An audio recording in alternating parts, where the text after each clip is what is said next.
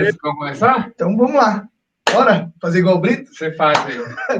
Bom dia, boa tarde, boa noite, pessoal. Estamos aqui com o Pitaco Cast. Hoje nós vamos fazer uma live especial aqui. Nunca fizemos desse formato, né, Betelli? E hoje a gente está com o Fernando para bater um papo aqui com a gente sobre advocacia ambiental. É isso mesmo, Fernando? Isso aí, falar um pouquinho sobre os defensores do planeta Bacana. na área jurídica. Estamos fazendo essa live também porque tem uma distância geográfica muito grande, né? O Fernando é lá do Rio de Janeiro, então ele ficou sabendo do Pitaco Cast através do Fábio Filizola. O Fábio Filizola. E aí, como eles são colegas, trocaram uma ideia e a gente entrou em contato com o Fernando para ele também bater um papo sobre a questão do seu trabalho, do seu dia a dia aí, do Rio de Janeiro, como que estão as coisas aí. Então, a gente está gravando esse Pitaco Cast mais uma vez. Então, vamos dar esse pitaco com o Fernando aqui. Fernando Magalhães, a gente pode falar? O que é melhor? Pode falar, Fernando Magalhães. Então, perfeito. Fala um pouquinho, então, do seu currículo, Fernando, para o pessoal te conhecer, e aí depois a gente começa com algumas perguntas aqui que a gente preparou. Tranquilo. Bom dia, boa tarde, boa noite a todos aí que estão nos assistindo, ao Adriano, pelo convite, ao Fábio Filizola, meu grande amigo, um abraço aí para você. Bom, e eu conheci o Fábio através do curso que a gente fez, que é um MBA em Gestão Ambiental lá da Universidade Federal do Paraná, né? A gente pôde se encontrar também presencialmente no curso lá. Bom, sobre mim, eu sou advogado na área ambiental aqui no Rio de Janeiro. Sou procurador do município, que é um advogado de prefeitura na área ambiental também de Belford Roxo, que é aqui na região metropolitana da Baixada Fluminense. Estou terminando meu mestrado em Ciências Ambientais e tenho pós-graduação em Direito Ambiental e esse de Gestão Ambiental lá pela Federal do Paraná. E tanto na minha advocacia privada quanto lá em Belford Roxo, eu acabo também fazendo papel de gestor ambiental. Então, a gente auxilia o secretário de Meio Ambiente nas políticas públicas do município. Bacana. Show de bola. Conta pra gente, então, Fernando, como que funciona essa atuação de uma advocacia ambiental? Porque não é um segmento muito conhecido, né, pelas pessoas. É verdade. A advocacia ambiental, como o direito ambiental como um todo, ainda é uma matéria eletiva, optativa em muita faculdade, né? Então, a pessoa, para fazer, tem que gostar mesmo e acaba sendo apaixonante, né? É um mercado novo, realmente, e o mais legal é a interdisciplinariedade, que é você poder conviver com biólogos, com engenheiros, com geógrafos, com químicos, com profissionais de outras áreas. E sempre bater um papo, pegar dicas. Então, da mesma forma que eles estudam a parte, alguma coisa de leis, a gente acaba estudando um pouquinho de conceitos de engenharia ambiental, de biologia, né? E é uma atuação nova que a gente atua tanto pelo poder público quanto pelo poder privado, pelas empresas. Principalmente, eu digo que se tivesse que dizer o que é o marco hoje do direito ambiental, da engenharia ambiental, enfim, de qualquer área que seja ambiental, é o licenciamento ambiental. Né? Hoje, praticamente, todas as atividades, todos os grandes empreendimentos, eles precisam de algum tipo de licença ambiental.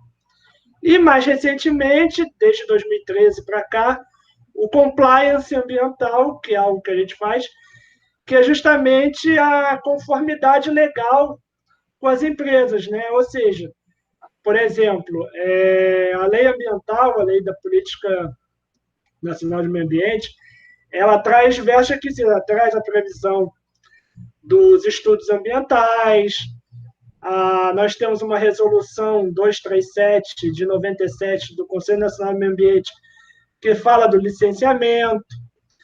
Então, o que acontece? É uma atividade que hoje todas as empresas, por exemplo, a pessoa tem uma licença de operação daquela atividade, né? pela lei, pela resolução, 120 dias antes, ela tem que dar entrada no processo de renovação.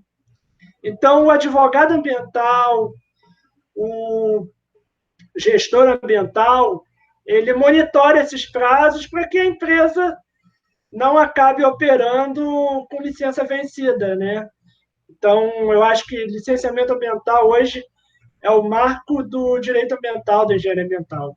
Show de bola. Dá um exemplo prático para a gente aí, Fernando. Assim, uma empresa que tem que fazer essa licença. Então, quais seriam as questões práticas, assim, para o nosso público aqui entender de uma maneira mais prática?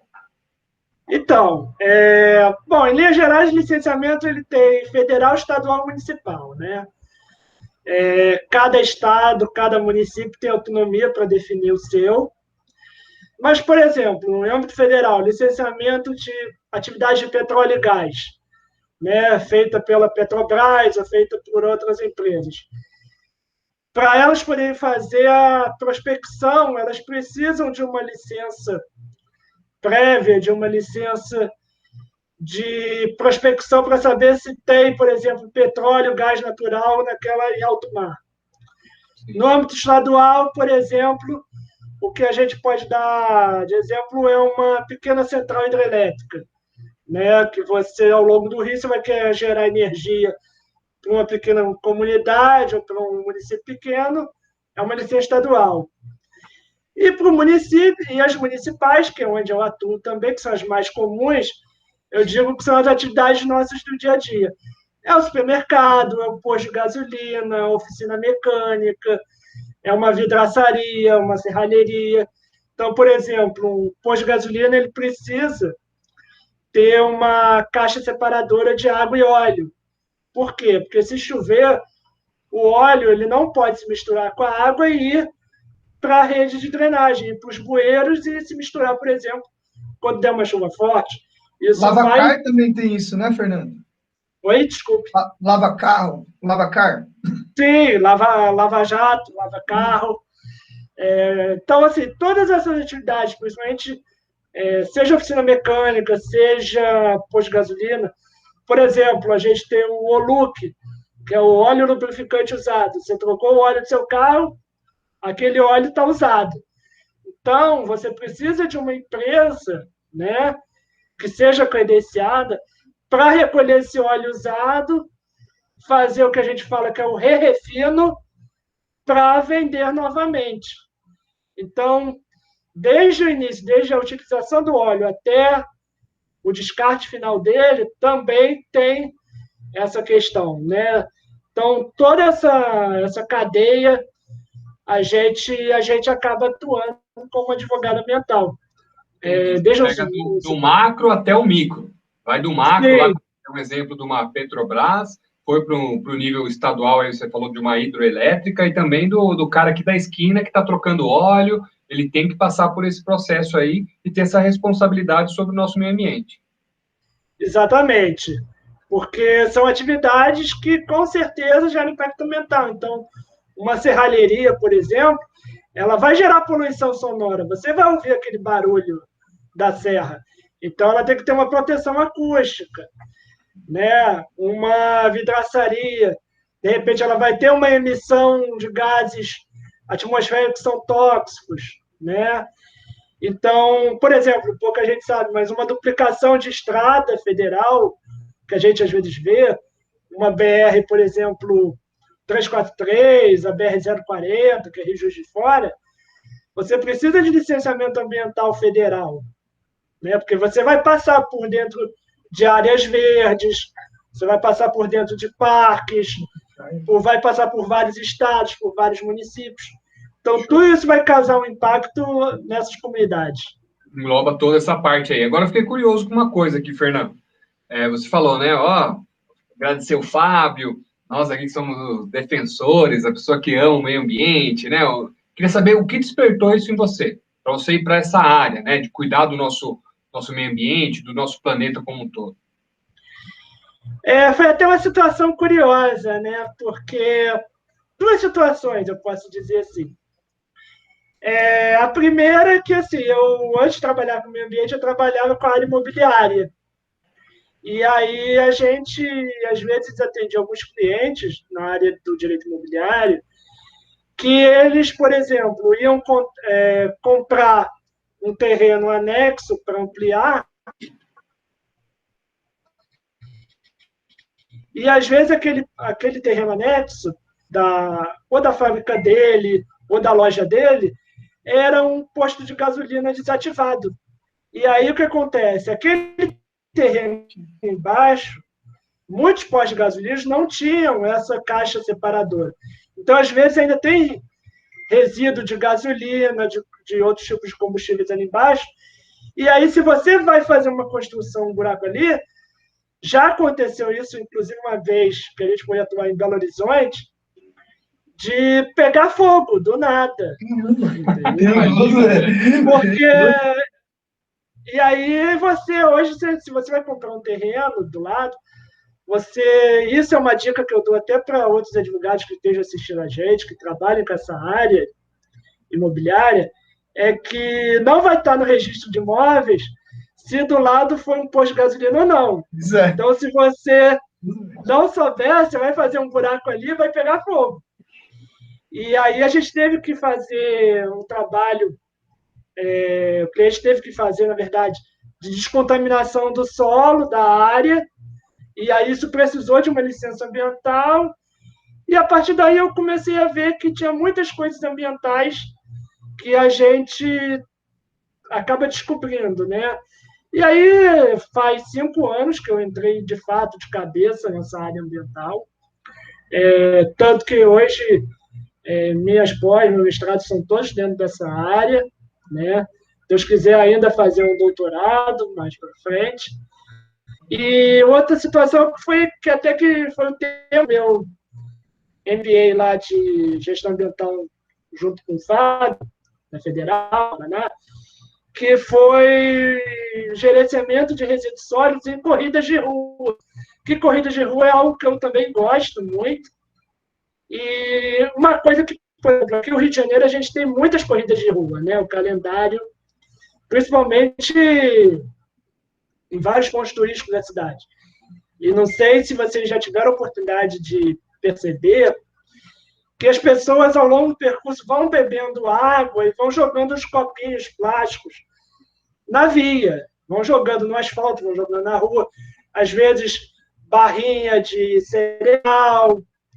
E aí eu comecei a notar que essas organizações... Bisnagas, né? As pessoas começaram... Também tem, por exemplo, as pessoas comem frutas antes ou depois da prova, né? E aí eu comecei a perceber que não tinha lixeira suficiente, né? Então as pessoas tinham os pontos de hidratação, que é onde você pega um copinho, aí você bebe, e até aparecer uma outra lixeira é muito longe. Você não vai ficar segurando um copinho, 2 copinhos, 3 copinhos.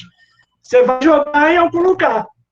E aí, o que eu percebi nesse meu trabalho, por exemplo, e aí justamente por causa das corridas de rua, é a falta de lixeiras suficientes. Então, mais um problema ambiental que, por exemplo, esses copinhos, eles acabam entrando na rede de águas pluviais, acabam entrando no bueiro, entupindo e dando enchente, dando inundação. Enfim, acaba que uma atividade que é para ser saudável, para combater o sedentarismo, que é a corrida, ela também gera um impacto ambiental, mas aí mais responsabilidade dos organizadores, né? Bem grande. E eu já vi uma vez uma matéria, Fernando, que o pessoal foi fazer uma corrida em Noronha, Betel, e aí o pessoal começou a colocar copinhos biodegradáveis. É uma das soluções, tem outras soluções, colocar mais lixeiras, avisar o pessoal que está correndo. Como que é a comunicação disso para acontecer, de fato, o descarte correto?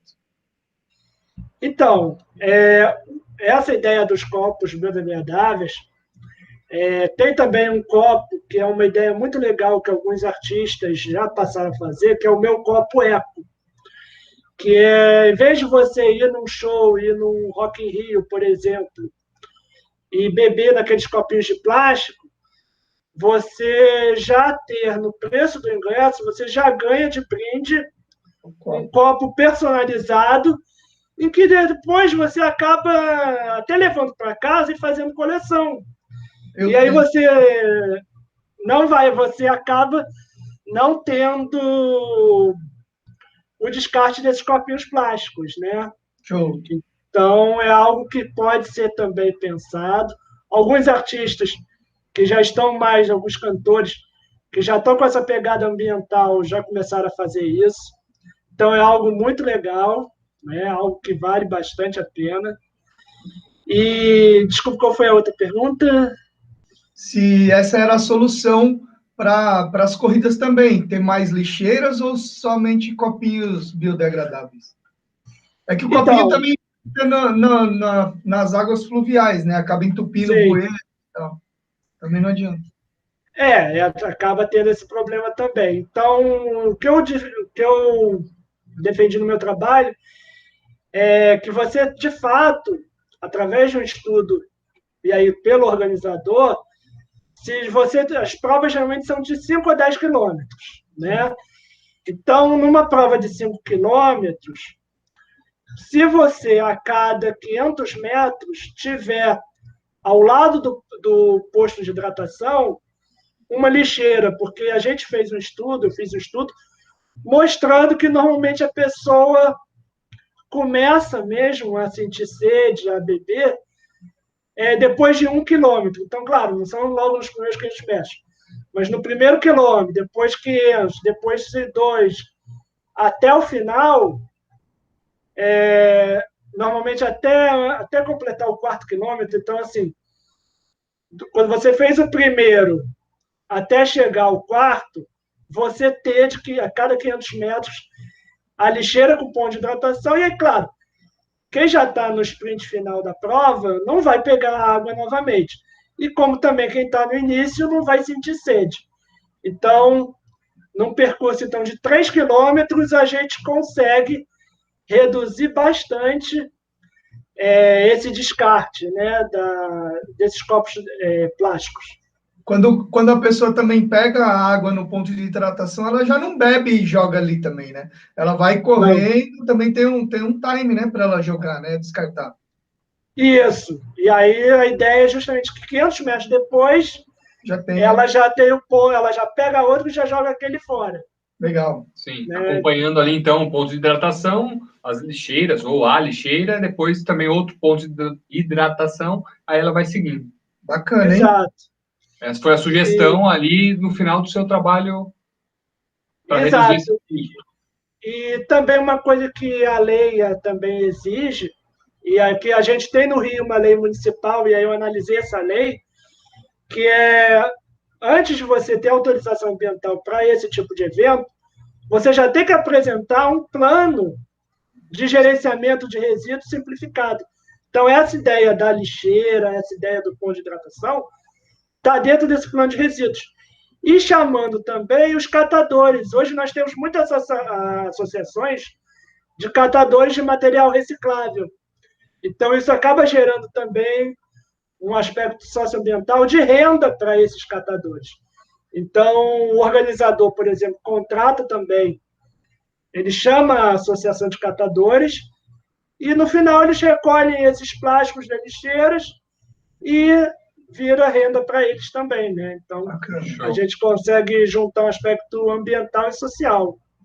E falando em Rio agora,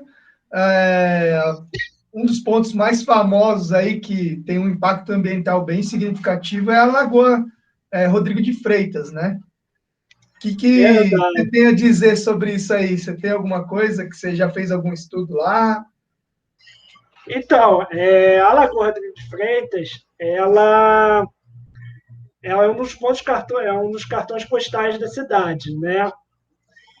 E ela tem um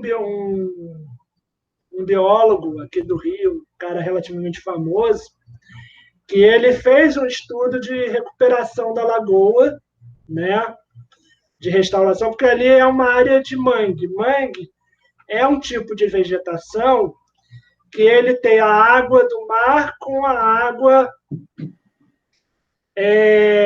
da chuva. E aí o que acontece? Surge esse tipo de vegetação. Então, a lagoa, assim, tecnicamente falando, a gente chama de laguna, porque ela tem uma saída para o mar. Então, quando você tem água salgada, se chama de laguna. Sabia também não. Né? Sabia não. Sabia não. Mas ela tem. E aí, assim, infelizmente, ainda tem alguns pontos de ligações clandestinas de esgoto, né? Que não é tratado. Mas existem também projetos de restauração ecológica da lagoa, que já melhorou muito. E pode ver que, de uns tempos para cá, não saiu mais no noticiário aquela mortandade de peixes que tinha no período de verão. A Olimpíada teve importância nisso também ou não? Teve, porque a gente quis apresentar também uma cidade ambientalmente correta, né? Certo. Só um minutinho. Só um minuto. Vai lá pagar para nós quando você continua. Então, mas a Olimpíada ela teve esse impacto. Você acredita que foi um impacto positivo ou foi só momentâneo ali para dar fazer aquela beleza no período? Não, foi positivo. E um outro lugar que eu destaco também, isso porque eu acompanhei de perto, é onde ficou o Campo Olímpico de Golfe, na Barra da Tijuca. Ali era uma área totalmente degradada, né? E aí uma empresa venceu a licitação para não só construir o Campo Olímpico, como também restaurar aquela lagoa, que é a Lagoa de Marapendi. Né? Então, foi um dos processos de restauração ecológica mais eficientes que eu já vi. E, claro, todos os outros processos, por exemplo, esse da Lagoa de Rodrigo de Freitas, da Lagoa de Jacarepaguá, de todas essas áreas verdes e áreas também lagunares, depende de vontade política e investimento do poder público, né?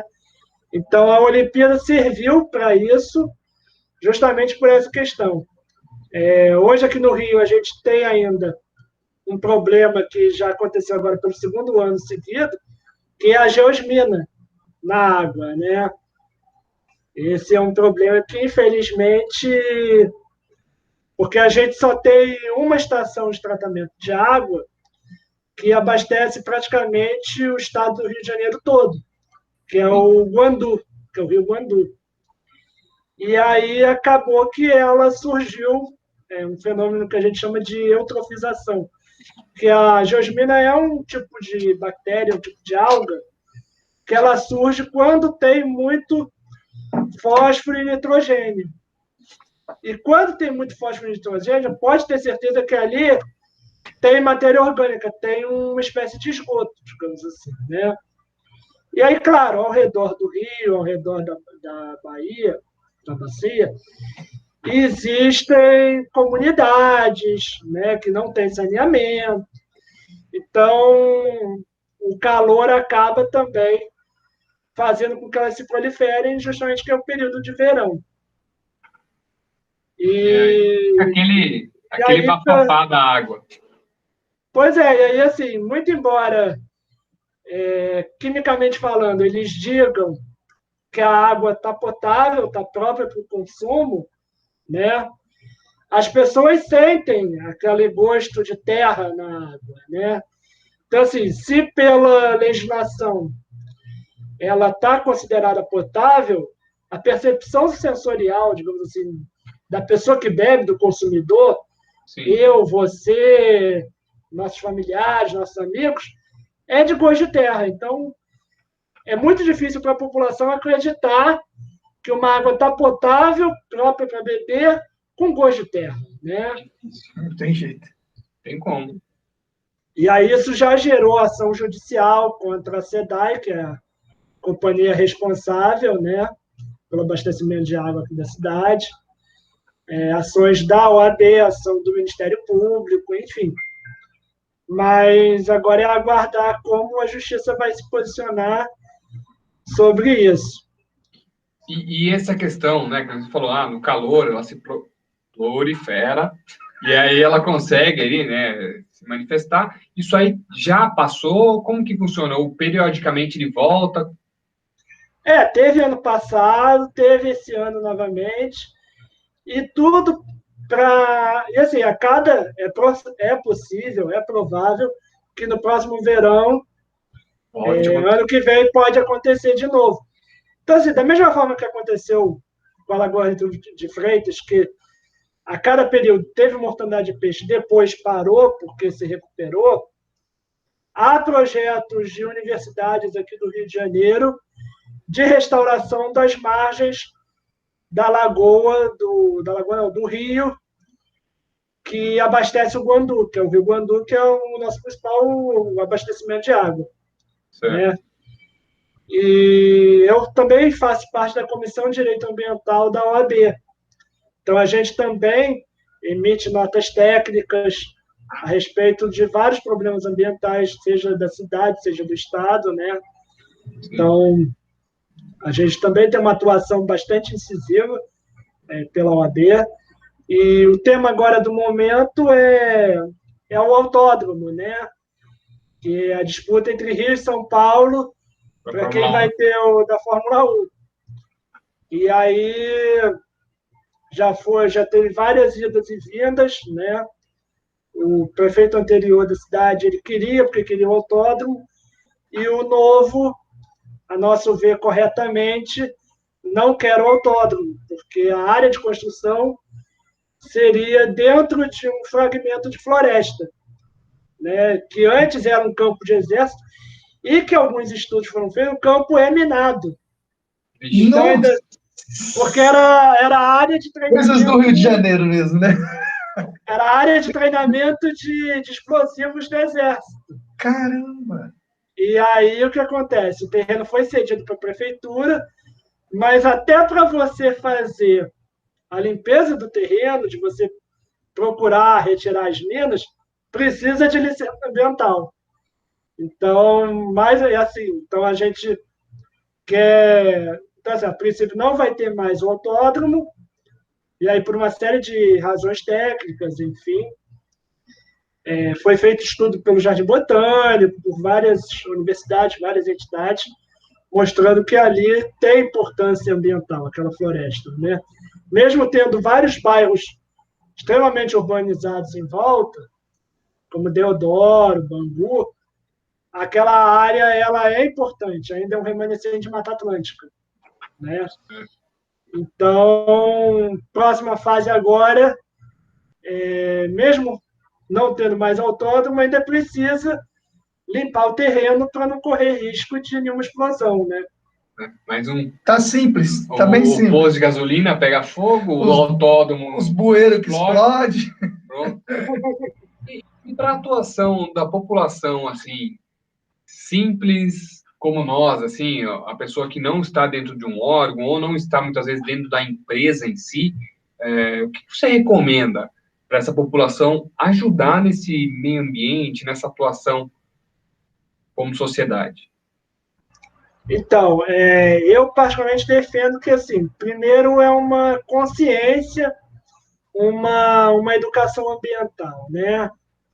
E isso, claro, passa por, desde as escolas, você ter educação ambiental na escola, explicando a importância da água, a importância de não jogar lixo numa encosta, que a encosta depois vai ter um deslizamento, né?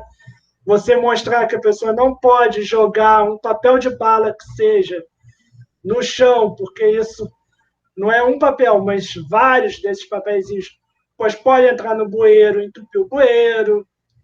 Então, assim, primeiro é ter o descarte consciente dessas coisas. Um outro problema, por exemplo, que surgiu agora de pouco tempo, todos nós temos um celular e de tempos em tempos acabamos trocando, né? O aparelho. Essa bateria do celular, ela tem vários metais pesados, como cromo, níquel, cádmio, e de uns tempos para cá, os próprios fabricantes, as próprias operadoras, passaram a oferecer nas lojas um ponto para descarte da bateria do celular antigo. Então, você não só troca o aparelho, como você, de repente, dependendo da loja, consegue um desconto no novo e descarta a bateria do antigo. Então, um consumo consciente, né, também faz parte. Então, nós, como população, podemos denunciar quando tem um bueiro entupido, denunciar um descarte irregular de lixo, de algum tipo de resíduo. No nosso dia a dia, ter consciência da água, né? De não usar a água para lavar calçada, para lavar carro, né? Saber que pode ser feito um reuso daquela água, um reaproveitamento da água. Então, e quando for uma situação, de repente, maior, como foi esse caso, por exemplo, da floresta, as associações de moradores, né, elas têm justamente um poder muito grande, inclusive de entrar com ações na justiça para embargar determinada obra, para impedir determinada atividade. Então, a gente não precisa depender, de repente, só do Ministério Público. Nós mesmos, sociedade civil, podemos também nos organizar, então, uma associação de bairro, digamos que tem... Isso já aconteceu aqui no Jardim Botânico, que é um bairro extremamente residencial. Ia vir ser instalada numa rua uma escola de gastronomia famosa. Certo. E aí o que aconteceu? A associação de moradores da rua, não foi nem do bairro, eles primeiro reclamaram na prefeitura, dizendo que ali ia aumentar o volume de resíduos, né? Porque você vai mexer com comida. Sim. Então, você vai gerar descarte daqueles resíduos. Normal. Há queira ou não, em todo lugar, tem vários estudos que mostram isso. Onde você mexe com comida, seja bar, restaurante, você vai aumentar o número de pragas, de vetores, então vai ter mais mosca, barata. Mesmo que você faça... Mesmo que você faça dedetização, você vai ter que fazer, né? E aí, além do movimento, também vai ter carros de pessoas.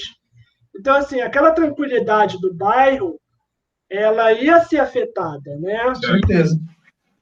E aí, assim, num bairro residencial, numa rua que nunca teve isso, né? Você pode pensar, é uma escola de gastronomia famosa, vai trazer pessoas também importantes, mas aquelas pessoas estão mais preocupadas com a tranquilidade, já tem uma pracinha em frente para as crianças brincarem, do que a publicidade, digamos assim, da escola ali, né? Em termos de valorização imobiliária, por exemplo. Por exemplo. Então, foi reclamar na prefeitura, não deu certo, e aí chamaram a gente, entramos com uma ação judicial e foi interditada e foi impedida, eles tiveram que se mudar para um outro lugar. Caramba, bacana. Então, havia uma questão ali de meio ambiente urbano da cidade. Porque meio ambiente, as pessoas pensam que é só plantinhas e bichinhos. Só verdinho, Não, só verdinho. Não é só isso. Meio ambiente, a gente pode dizer que são basicamente 4 coisas, assim, de forma bem geral. Claro, você tem... Então, tem meio ambiente natural, que é fauna e flora, que são animais e plantas. Tem o meio ambiente artificial, construído, que é a cidade, né? Porque a cidade também, né? Então, drenagem, saneamento.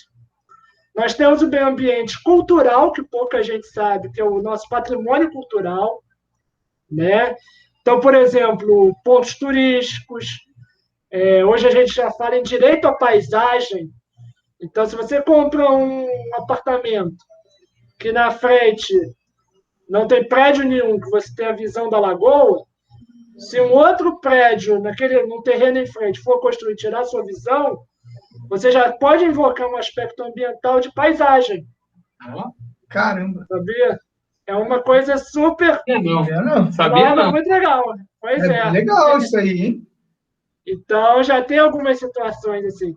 Então, meio ambiente cultural, que é a valorização do patrimônio cultural, né? Então, uma igreja antiga, você não pode construir do lado de uma igreja do século XVIII, que é o risco de causar uma rachadura, ela desabar e você perder aquilo tudo, né? Então, Tiradentes é uma cidade, por exemplo, de Minas Gerais, que a cidade inteira é totalmente patrimônio cultural da humanidade, né? E o outro meio ambiente, o último, que é o meio ambiente do trabalho, que são justamente as questões de saúde e segurança do trabalhador, né? Então, por exemplo, você não se expor a ruídos altos, né? Você usar os equipamentos de proteção individual, os EPIs.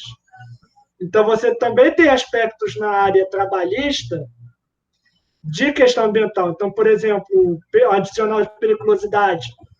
Um frentista, ele ganha do posto de gasolina, porque ele está mexendo com substâncias inflamáveis, com substâncias tóxicas, né? Então, em linhas gerais, são esses 4 tipos de meio ambiente. E todos eles acabam se relacionando. Nós temos parte de crimes ambientais também. Então, é um meio ambiente, é um ambiente bem amplo, né? Show. Em vários aspectos. Show de bola. Posso fazer uma perguntinha aí para a gente caminhar para o final? Faz a pergunta final que você gosta. Show. Fernando, vamos lá. Agora eu quero que você dê uma dica para a velhinha, para a tiazinha, para a tia do Tom aqui, que está jogando óleo na pia. Jogando o óleo que ela fez da fritura e etc. Fala para ela aí o que ela deve fazer, o porquê ela não deve fazer isso. Então, não sei se vocês sabem, mas 1 litro de óleo pode contaminar até 50 mil litros de água. Caramba! Então, o óleo que sai da tia da cozinha, o óleo que sai do bar, do restaurante, da fritura, da oficina mecânica, né? Tudo isso, se ele vai direto para a água, ele vai contaminar, né? E você, para retirar esse óleo, é muito mais difícil depois, para descontaminar. Por isso que quando a gente teve aquele problema, quando eu tive esse problema de comprar o terreno do lado para fazer a descontaminação, demorou 1 ano para conseguir descontaminar a área toda do terreno.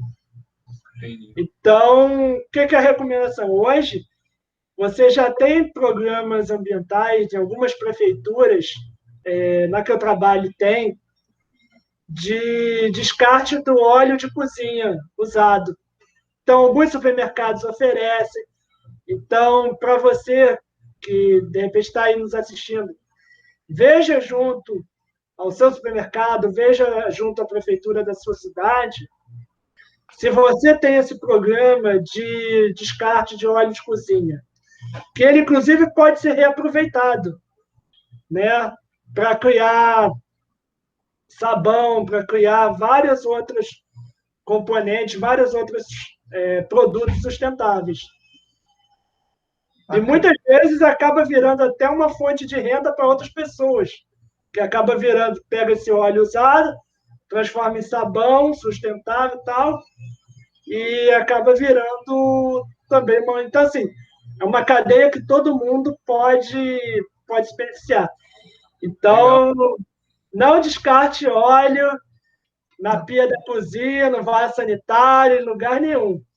Show, show de bola. É importante, porque entra naquele mesmo caso que você disse com os copinhos da corrida, né? A pessoa ali pode ter uma associação, uma cooperativa de coletores, a pessoa da corrida aciona eles ali para fazer a coleta, depois disso eles vão reaproveitar aqueles copos, etc. Da mesma forma aí, viu, tiazinha? Você, ó, sua tia... às vezes não é só a tiazinha, não. Deve ter muito marmanjo que faz isso também, viu, Beto? Deve ter, sim. Ainda tem gente que, assim, já começaram a fazer...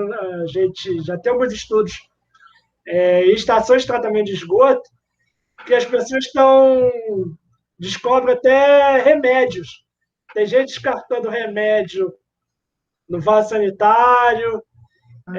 Já tem estudo agora até por causa do coronavírus, né? Os banheiros de aeroportos e tudo já foi identificado coronavírus no esgoto, né? Desses ambientes, de hospitais, de aeroportos. E E quando você joga um remédio vencido, por exemplo, que às vezes você compra a caixa do remédio, o médico mandou você tomar metade da caixa, o resto você não vai tomar, uma hora vai vencer. Uhum. Você pegar e jogar, já descobriram hormônios, várias substâncias que causam, inclusive, mutações genéticas no esgoto doméstico. Tartaruga Ninja, filho. Caramba! Tartaruga Ninja e o Mr. Splinter. Daqui a pouco pode surgir aí uma tartaruga ninja, um filme daqueles de um jacaré gigante no esgoto, mas se a vacina não transforma em jacaré, mas o seu remédio jogado lá pode transformar um jacaré gigante. Show. Beleza. Outra dica, então. Então, a gente perdeu uma, ele deu duas Já aqui. deu duas. Questão de remédio também, pessoal. Cuidado aí, não fazer o descarte de maneira adequada. Não sei se a UBS é capacitada para fazer esse recolhimento. Acredito eu que as UBS dos bairros tenham aí como descartar de uma forma mais assertiva do que você jogando aí de uma maneira mais fácil na sua privada, aí no seu no lixo banheiro, normal, no seu né? lixo, etc. Uma dica aí até para prefeituras, que a gente tem isso aqui também, que se você tem o remédio vencido, se você volta com a nota fiscal, por exemplo, na farmácia onde você comprou, o farmacêutico sabe como descartar também, né? Como também nas unidades de pronto atendimento, nas UPS, como de repente você consegue um desconto na compra de um outro medicamento. Então você dá o seu antigo e consegue, sei lá, 5%, 10% na compra de outro. Né? Então, são algumas dicas aí, algumas políticas públicas que podem ser feitas. Show de bola. Beleza. Show de bola, cara. Obrigado, viu, Fernando, pela disponibilidade sua aí de vir falar, dar o seu pitaco aqui com a gente. Obrigado demais e parabéns pela formação, pelo domínio do assunto aí, viu? Foi muito rico o conteúdo. Eu que agradeço aí o convite, podendo dar esses pitacos, essas pílulas aí sobre o meio ambiente e mostrar que não é só plantinhas e bichinhos. É isso aí. Tem muito mais coisa envolvida. É isso mesmo. Show de bola. Fernando, eu também agradeço aqui, né, em nome do Tom, no meu nome aqui, a sua disponibilidade. Não deu para vir pessoalmente por causa da distância aí, mas a gente fez online e daqui a pouco aí todo mundo vai conseguir entender um pouquinho mais sobre o meio ambiente, sobre todas essas políticas públicas. Eu acredito que vocês estão fazendo um trabalho muito bacana de disseminar isso, que aí há 10 anos atrás eu não ouvia com tanta frequência essa questão de como nós podemos impactar positivamente o planeta, o município, a cidade que nós moramos. Eu que agradeço aí mais uma vez. Aproveito para mandar um abraço aí para o Fábio também, Felizola, ele que foi o responsável por colocar vocês aí em contato.